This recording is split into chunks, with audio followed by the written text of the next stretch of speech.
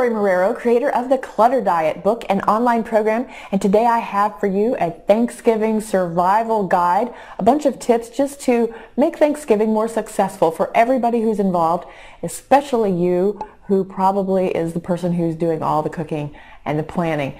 So let's get right to it. There are some organizing projects that you can do before Thanksgiving comes that will really help you on the big day. Organizing your pantry and your refrigerator are important to get ready for all of that extra food that's going to be coming in and all the leftovers and everything. So do that. We've got some annotations here on the screen for videos that you can watch to refer to for more tips on that. Also, you want to get your guest arrangements made. So if you have a guest room or a pull-out sofa or whatever it's going to be, make those arrangements, especially if you have multiple guests. You might decide who's sleeping where and get that all ready. And we have a video for that too. Also, there may be some emergency quick cleanup that you need to do with the clutter around your house. And what some people do is stash things away. Now, sometimes that's necessary, and I really do understand that. So there is a right and a wrong way to do stashing, and I have a video about that for you too. So make sure you do that so that you can recover after the holiday and make sure that clutter is all put away in the right place and nothing gets lost. All right, so let's talk about the big meal. The biggest thing is just preparing and thinking through all of the stuff you're going to need, because the grocery store is going to be closed that day. So you are out of luck if you forget something. Make sure you have a standard menu and shopping list every year for Thanksgiving. Most families have the same dishes every year because they're everybody's favorites. So take advantage of that. Keep that information in Evernote or in a Word document, and that way you've got a head start on your shopping list and you won't forget things. Also, you want to shop early and not do it on Wednesday, well, like everybody else is going to do, and even cook early if you can. So for example, while you're just watching TV a week or two before, you can bake the cornbread that's going to be for the cornbread stuffing and put that in the freezer. You can make pie crusts or whatever you need to do ahead of time so that you're not stuck doing it all the day before or the day of. Then you want to think about, during the meal itself, all the delegation that really can take place if you plan ahead so that you don't have to do it all yourself.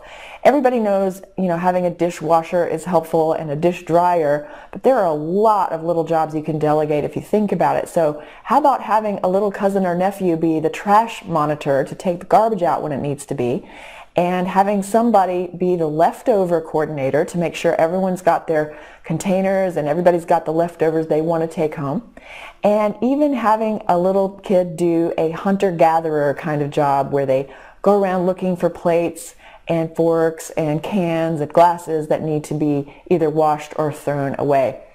So get creative about that so not one or two people are getting stuck with all of the work.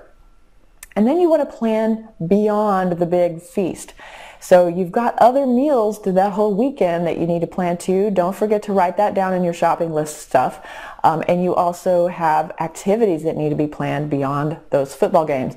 So you've got maybe a bunch of games you could play, a game tournament of some sort. You could go sightseeing. You could take walks, whatever you want to do, but think through it so everybody's not sitting around twiddling their thumbs and looking at you bored. All right, so when you've got the family all together, you can be really efficient about a few things. So think about this. If you have a bunch of holiday decorations in your attic or in your garage and you need help getting those down and getting them put up, why not enlist the family members to help you get those taken down and put in place? That would be a lot of extra helping hands. That would be a really good idea. Also, if anyone has passed away, unfortunately, in this year, and there are some inherited items that need to be decided upon, the best example would be a giant box of memorabilia or photos. If you're all together in one place, get that stuff and sort it out when you're with each other so you can enjoy the memories, and you can also, make those decisions together, and it's just much easier. And finally, if you have a Christmas drawing of names that you do, or if you haven't really gotten on the same page about what's going to happen for the holiday gifts, you can have that conversation or draw those names while you're together. So be smart about that.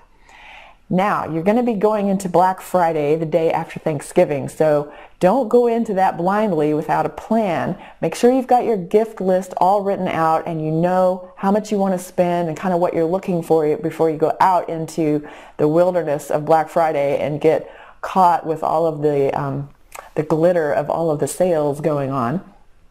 And then think about even things like shipping deadlines for those gifts and really think through your holiday gifting as Thanksgiving's going on so that you go into it the right way and you really have a great system in place. So we can help you with this in our online program. If you need any assistance, we help people 7 days a week all over the world at clutterdiet.com for about the price of a pizza. So come check us out there. And remember, this holiday is all about gratitude. And that is one of the most important values to me personally. And that is why I say at the end of every video, may you always be happy and grateful for having more than enough.